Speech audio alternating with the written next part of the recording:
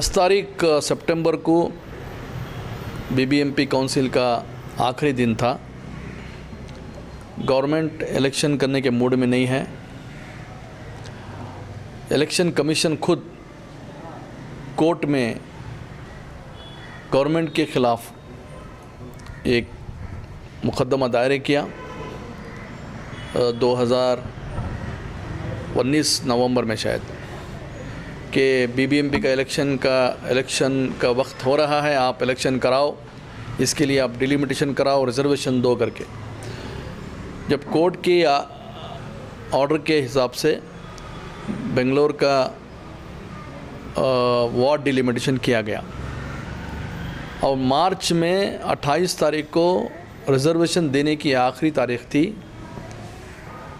Court government को कहा कि अगर तुम रिजर्वेशन नहीं देंगे तो आपको 5 लाख रुपया जुर्माना डेली भरना पड़ेगा, इस वजह से आप रिजर्वेशन दे के इलेक्शन कराने की कोशिश करें करके एक ऑर्डर किया गया था।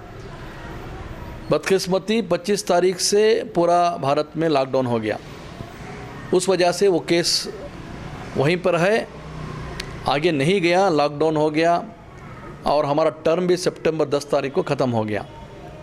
अभी हाल ही में वापस कोर्ट की डर की वजह से एक ड्राफ्ट रिजर्वेशन उन्होंने अनाउंस किया है, जिसमें आप देखेंगे 2011 पॉपुलेशन के सेंसस के हिसाब से लिया गया है करके बताया है, लेकिन 2011 सेंसस के हिसाब से सिर्फ SC/ST का पॉपुलेशन अनाउंस हुआ है, OBC का पॉपुलेशन अनाउंस नहीं हुआ है।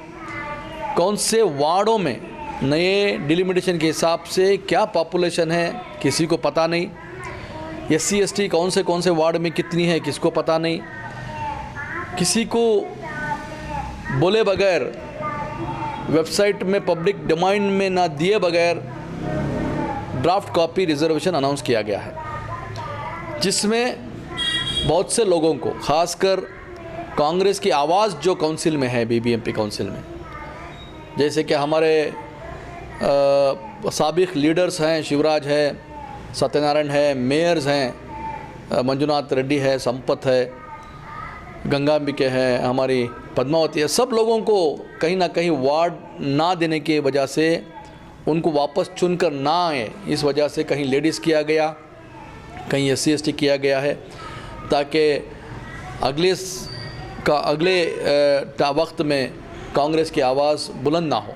इस वजह से इन्होंने रिजर्वेशन दिया गया और ख़ासकर अक़लियतों को, जहाँ पे 16 में 14 अक़लियतों के वार्डों में लेडीज़ रिज़र्व किया गया है, ये गलत है। और साथ साथ में नया बिल लाने की कोशिश की जा रही है, शायद वो आज असेंबली में पेश होगी।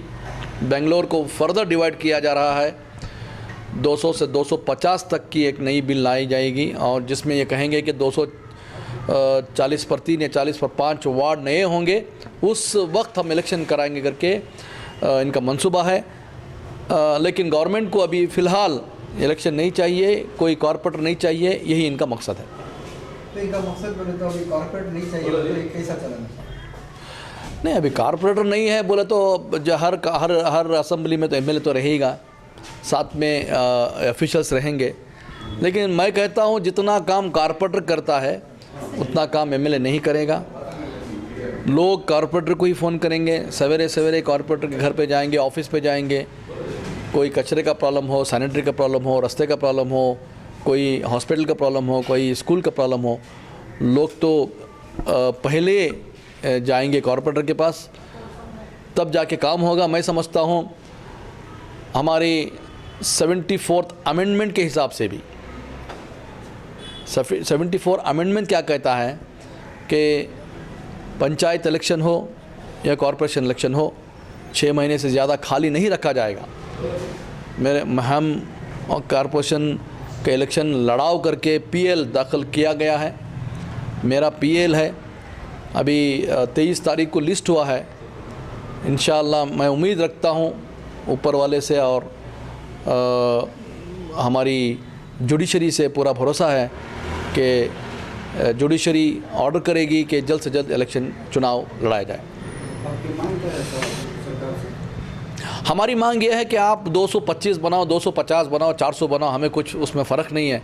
हम यही कहेंगे कि आप इलेक्शन टाइम पे करो। इलेक्शन का ख़त्म अभी डेट हो गया है, लोगों का टर्म एंड हो गया है, आप खाली नहीं रख सकते पंचायत, आप इलेक्शन कराओ, जल्द से जल्द कराओ। अगर सरकार ना माने तो आगे का रास्ता? आगे तो हम कोर्ट पे चले गए हैं, अभी जुडिशरी का हम रास्ता पकड़ेंगे, सुप्रीम कोर्ट जाएंगे। सुप्रीम कोर्ट से उम्मीद है कि वो हमें अच्छा सा अच्छा जजमेंट मिलेगा। इससे पहले भी हुआ है, 2015 में भी हुआ है, 2010 में भी हुआ है, तभी 2010 और 15 में भी कोर्ट के डायरेक्शंस के हिसाब से इलेक्शन लड़ाया गया था। तो मैं समझता हूँ इस बार भी इलेक्शन होगा इंशाअल्लाह कोर्ट के फैसले के बाद से।